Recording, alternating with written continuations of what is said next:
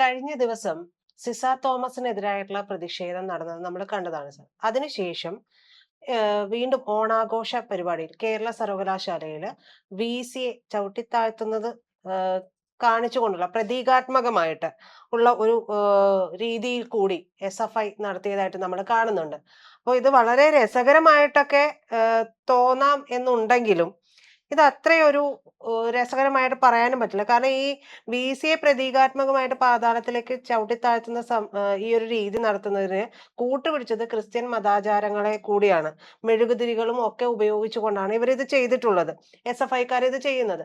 നമുക്ക് വിമർശനങ്ങൾ ഉണ്ടെങ്കിൽ അല്ലെങ്കിൽ അഭിപ്രായ വ്യത്യാസങ്ങളൊക്കെ ഉണ്ടെങ്കിൽ നമുക്ക് അത് പ്രകടിപ്പിക്കാം, സമരം ചെയ്യാം. വളരെ ശക്തമായിട്ട് സമരം ചെയ്യുകയും ഒക്കെ ചെയ്തതാണ്. ഒരു വലിയ ശക്തമായ സമരം നമ്മൾ ഡൽഹിയിൽ കാണുകയും ചെയ്തതാണ്. അപ്പോൾ എന്തിനാണ് ഇത്തരത്തിലുള്ള രീതിയിലേക്കൊക്കെ സമരം കൊണ്ടുപോകുന്നത്? അതിന്റെ ആവശ്യമുണ്ടോ?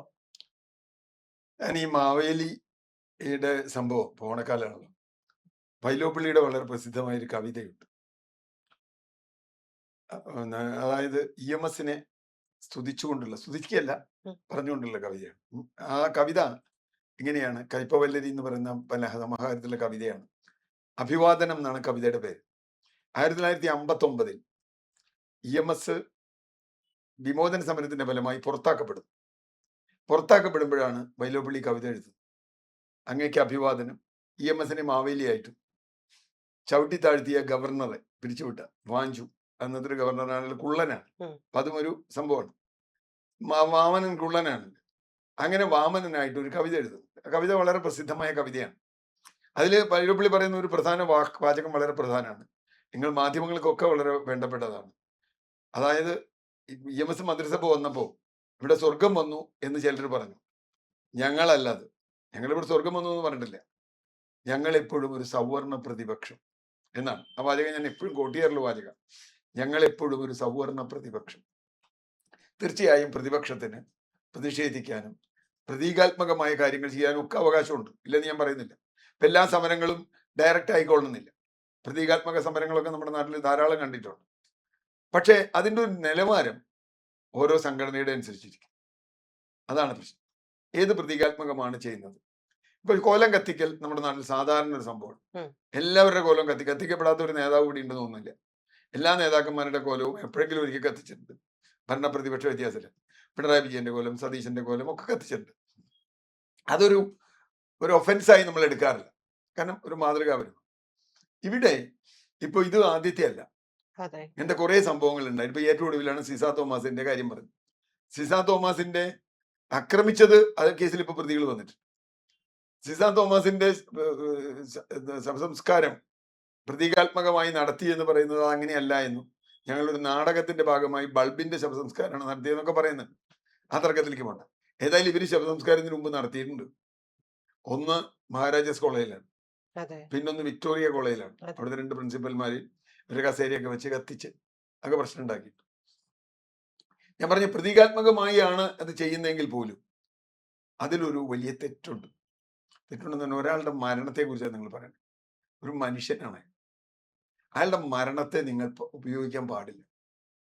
ആരുടെ, പിണറായി വിജയന്റെ ആയാലും മോഹൻ കുന്നുമലിന്റെ ആയാലും സിസ തോമസിന്റെ ആയാലും അല്ലെങ്കിൽ വേറെ ഏത് പ്രിൻസിപ്പലിന്റെ ആയാലും അത് പലപ്പോഴും പലരും തെറ്റ് ചെയ്തിട്ടുണ്ട്. ഉദാഹരണത്തിന് റീത്ത് കൊടുക്കുക. പയ്യന്നൂർ കുഞ്ഞികൃഷ്ണന്റെ പുസ്തകം ഏറ്റുവാങ്ങിയ അനിൽകുമാറിന്റെ വീടിന് മുമ്പിൽ കൊണ്ടുപോയി റീത്ത് വെച്ചു. തെറ്റായൊരു കാര്യം. അതേപോലെ തന്നെ യൂത്ത് കോൺഗ്രസ്സുകാര് നമ്മുടെ വീണ ജോർജിന്റെ വീടിന്റെ പടിക്ക് കൊണ്ടുപോയി റീത്ത് വെച്ചു.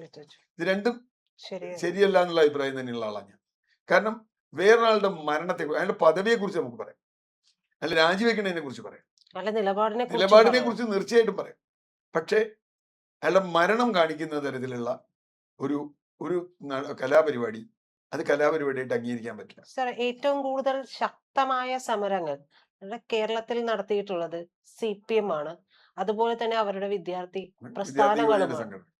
ആ പ്രസ്ഥാനങ്ങൾക്ക് ഇത്രത്തോളം താഴ്ന്നു ചിന്തിക്കേണ്ടി വരുന്നത് എന്തുകൊണ്ടാണെന്നുള്ളൊരു അല്ല, അതെന്താ വെച്ചാൽ നമ്മുടെ സമരങ്ങൾ ഇഫക്റ്റീവ് ആവുന്നില്ല എന്ന് അവർക്ക് തന്നെ തോന്നുന്നുണ്ട് പലപ്പോഴും. ഇപ്പോ കഴിഞ്ഞ കുറെ കാലമായി നടന്ന ഇന്ത്യയിലാകെ നടന്ന സമരങ്ങളിൽ ഏറ്റവും ശ്രദ്ധേയമായത് CJPയുടെ സമരം, അതിനു മുമ്പ് കർഷക സമരം. ഈ രണ്ട് സമരമാണ് ഇന്ത്യൻ രാഷ്ട്രീയത്തിൽ നിർണായകമായ ഇടപെടൽ ഉണ്ടായത്. അതിനു മുമ്പ് നമുക്കറിയാം നിർഭയ ആയി അതെ. ബന്ധപ്പെട്ട ഒരു സമരം 2013 എന്ന് പറഞ്ഞാൽ അങ്ങനെയുള്ള സമരങ്ങൾ ഏൽക്കുന്നത് അതിൻ്റെ വൈവിധ്യം കൊണ്ടും അതിൻ്റെ അഹിംസാത്മകത കൊണ്ടുമാണ്. അഹിംസാത്മകതയാണ് ഒരു സമരത്തിന്റെ ആയുസ്. കാരണം അത് ഗാന്ധിജി വെറുതെ പറഞ്ഞല്ല. ശക്തമായ ഭരണകൂടത്തോട് നിങ്ങൾ അഹിംസാത്മകമായി പ്രതികരിക്കുമ്പോൾ ആ ഭരണകൂടത്തിന് അത് കേൾക്കേണ്ടി വരും. പക്ഷെ അങ്ങനെ അഹിംസാത്മകമായി പ്രതികരിക്കാൻ നമ്മുടെ വിദ്യാർത്ഥി സംഘടനകൾ, പ്രത്യേകിച്ച് രാഷ്ട്രീയ സംഘടനകൾക്ക് പലപ്പോഴും കഴിയാതെ വരുന്നു എന്നത് ഒന്നൊരു കാര്യം. രണ്ട്, അവരുന്നയിക്കുന്ന രാഷ്ട്രീയം ബലമുള്ളതാണോ എന്ന് അവർക്ക് തന്നെ സംശയമുണ്ട്. അല്ലെങ്കിൽ ഒരു കാര്യം പറഞ്ഞാൽ പോരെ. ഇപ്പോ കേരളത്തിലെ ഗവർണർ, VC-മാരും സർവകലാശാലകളുമായി നടത്തുന്ന ഇടപെടലുകൾ, ഉദ്യോഗസ്ഥ തലത്തിലുള്ള ഇടപെടൽ. ഇപ്പൊ ഇന്നലെ മുഖ്യമന്ത്രിയോട് ഒരു ചോദ്യം ചോദിച്ചു. ഈ DGP-യെ ഗവർണർ വിളിച്ചു വരുത്തിയത് തെറ്റല്ലേ? തെറ്റാണ്. സർവകലാശാലയിൽ നിന്ന് VC-യെ നിയമിക്കുന്ന പോലെ തന്നെ തെറ്റാണ്. കാരണം ഇവിടെ ആഭ്യന്തരമന്ത്രി വഴിയല്ലാതെ DGP പോകാൻ പാടില്ല. തെറ്റാണ്. പക്ഷെ അദ്ദേഹം വേറൊരു കാര്യം പറഞ്ഞു. ഇതിനു മുമ്പ് 3 പ്രാവശ്യം 2018 ബെഹ്റ പോയിട്ടുണ്ട്, 2024-ലും 25-ലും ഒക്കെ ഇതുപോലെ വിളിച്ചു വരുത്തിയിട്ടുണ്ട്. ചീഫ് സെക്രട്ടറി വിളിച്ചു വരുത്തിയിട്ടുണ്ട് ഗവർണർ. അതെ. അത് തെറ്റാണ്. ചെയ്യാൻ പാടില്ല. അന്നും പറഞ്ഞിട്ടുണ്ട് തെറ്റാന്ന്, ഇന്നും പറഞ്ഞിട്ടുണ്ട്. അത് നമ്മുടെ ഗവർണറുടെ അധികാരം എന്താണ് എന്നൊക്കെ കടന്ന് ഗവർണർ അദ്ദേഹത്തിന്റെ അധികാരം ദുരുപയോഗം ചെയ്യുന്ന നിരവധി അവസരങ്ങൾ ഉണ്ടായിട്ടുണ്ട്. ഇപ്പൊ മോഹൻ കുന്നുമ്മൽ നല്ല ആളാണോ ചീത്ത ആളാണോ എന്നുള്ളതല്ല ചോദ്യം. മോഹൻ കുന്നുമ്മൽ വരുന്നത് ഇവിടുത്തെ സർവകലാശാലയുടെ നിയമങ്ങൾ അല്ലെങ്കിൽ അതിന്റെ ആചാര മര്യാദകൾ അല്ലെങ്കിൽ അതിന്റെ മര്യാദകൾ ലംഘിച്ചുകൊണ്ടാണ് ഗവർണർ നേരിട്ട് നിയമിക്കുകയാണ്.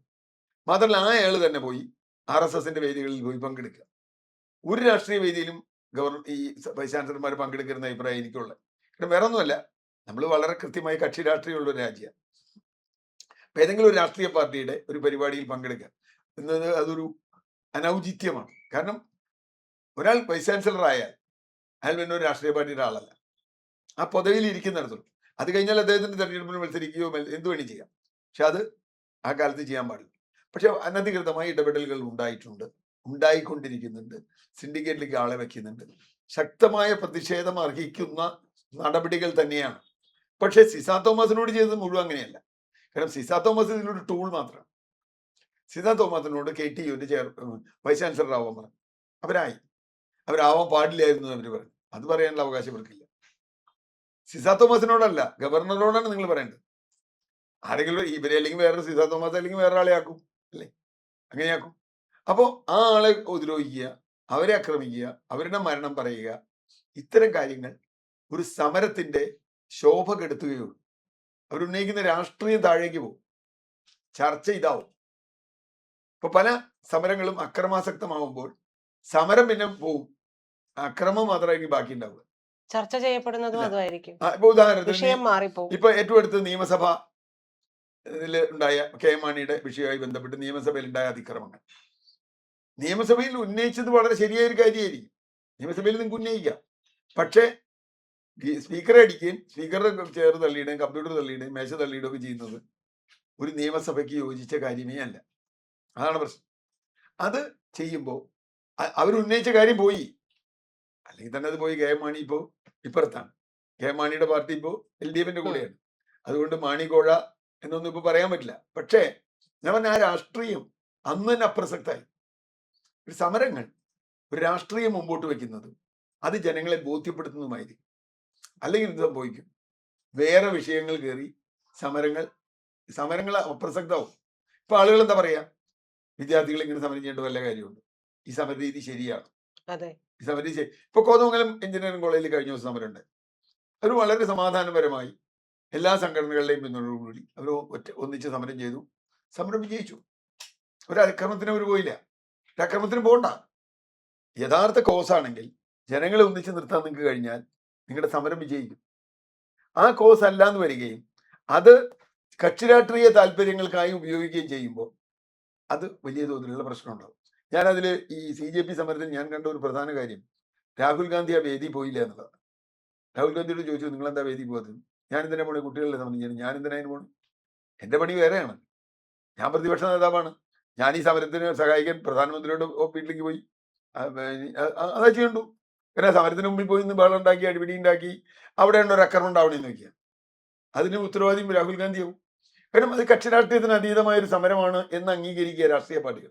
അതാണ് ആദ്യം ചെയ്യേണ്ടത്. ഇപ്പൊ BJP-ക്കാർ തന്നെ സമരത്തിൽ വന്നല്ലോ. ഞാൻ പറഞ്ഞത് ആധുനിക കാലത്ത് സമരങ്ങൾ പഴയതുപോലെ ബസ് തല്ലിപ്പൊളിക്കലും അല്ലെങ്കിൽ ആളെ തല്ലിപ്പൊളിക്കലും ആളുകളെ കൊല്ലലും ആക്രമിക്കലും അല്ല. ആ സമരത്തിന് ലോകത്ത് പ്രസക്തി നഷ്ടപ്പെട്ടിരിക്കുന്നു. ഇത് SFI മനസ്സിലാക്കേണ്ട ഒരു കാര്യമാണ്. കാരണം കേരളത്തിലെ ഏറ്റവും വലിയ വിദ്യാഭ്യാസ സംഘടനയാണ് SFI. ഞാൻ അതിൽ കൂടി വളർന്നു വന്ന ഒരാളാണ്, SFIയിൽ പ്രവർത്തിച്ച ഒരാളാണ്.